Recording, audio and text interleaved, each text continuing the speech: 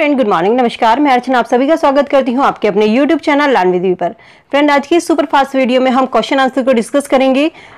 जीवन कौशल का व्यावसायिक आचरण एवं नीति को डिस्कस करेंगे, इसके क्वेश्चन आंसर। इससे पहले हम इसकी थ्योरी डिस्कस कर चुके हैं।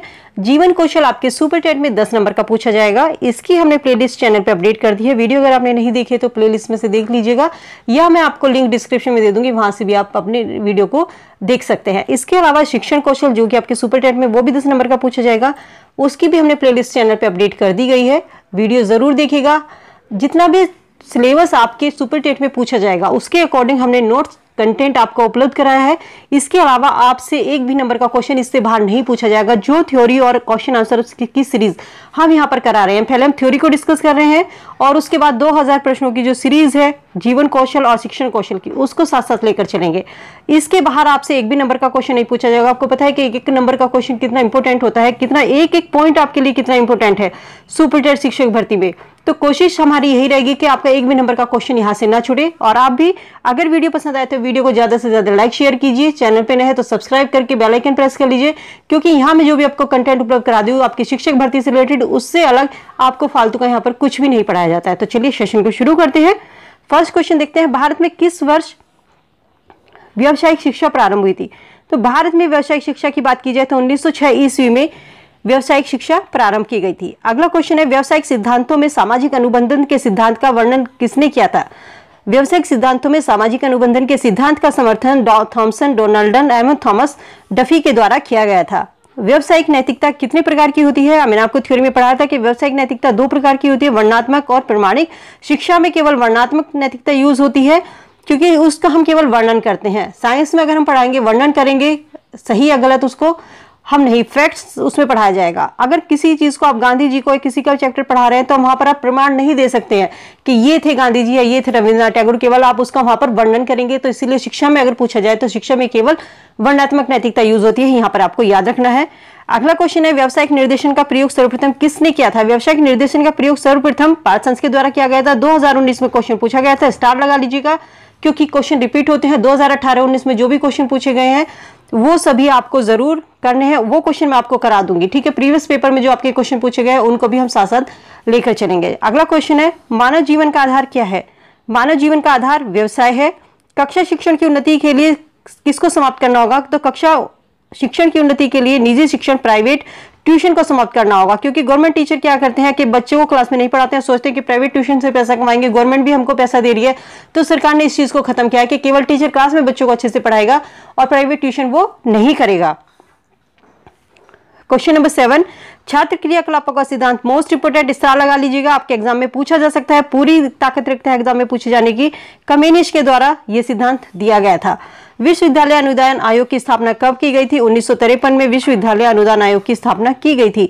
शिक्षकों का प्रशिक्षण कार्यक्रम दक्षता पर आधारित होना चाहिए, किसने कहा था? आचार्य राममूर्ति समिति ने कहा था कि शिक्षकों का जो प्रशिक्षण कार्यक्रम है वो उनकी दक्षता पर आधारित होना चाहिए। गांधी जी ने आधारित शिक्षा का संप्रत्यय का सर्वप्रथम प्रयोग कहाँ किया था?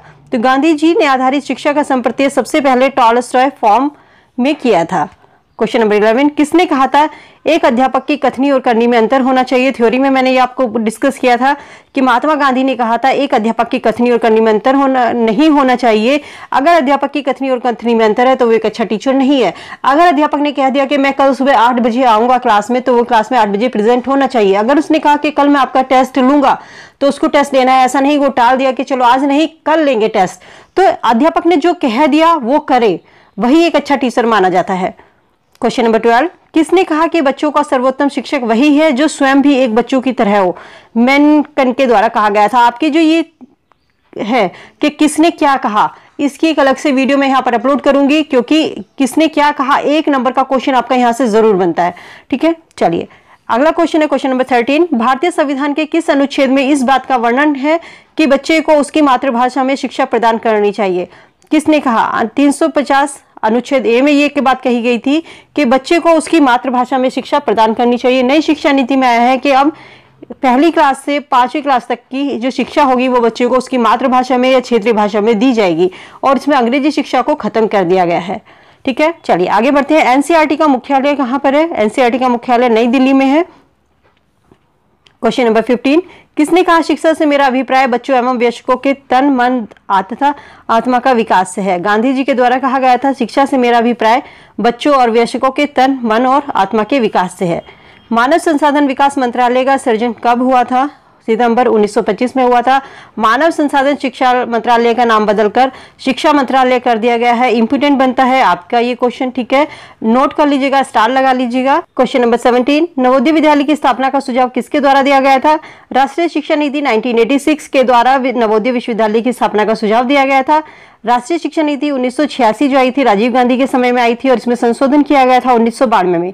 दूसरी शिक्षा नीति थी ये हमारी, दूसरी शिक्षा नीति 12 खंडों में विभाजित थी, ठीक है। पहली शिक्षा नीति आपसे पूछा जा सकता है तो 1968 में आई थी इंदिरा गांधी के समय में, और जो अब राष्ट्रीय शिक्षा नीति आई है 2020 में, कितने 34 साल के बाद ये शिक्षा नीति आई है, ये किसके? नरेंद्र मोदी जी के समय में आई है। तो यहाँ शिक्षा नीति से ये फैक्ट आपको याद रखने हैं। दूसरी शिक्षा नीति आपके लिए इंपोर्टेंट बन जाती है क्योंकि एक 12 खंडों में विभाजित थी और इसमें संशोधन 1992 में किया गया था, ठीक है। ये फैक्ट आपको यहाँ पर याद रखने हैं। तो उम्मीद करती हूँ जो टॉपिक मैंने आपको आज कराया है, क्वेश्चन आंसर करवाए हैं, इससे रिलेटेड अगर कोई भी क्वेश्चन आपके एग्जाम में पूछा जाए तो उसे आप आसानी से क्लियर कर पाएंगे। टॉपिक कैसा लगा फीडबैक इसका कमेंट सेक्शन में कमेंट करके जरूर दीजिएगा।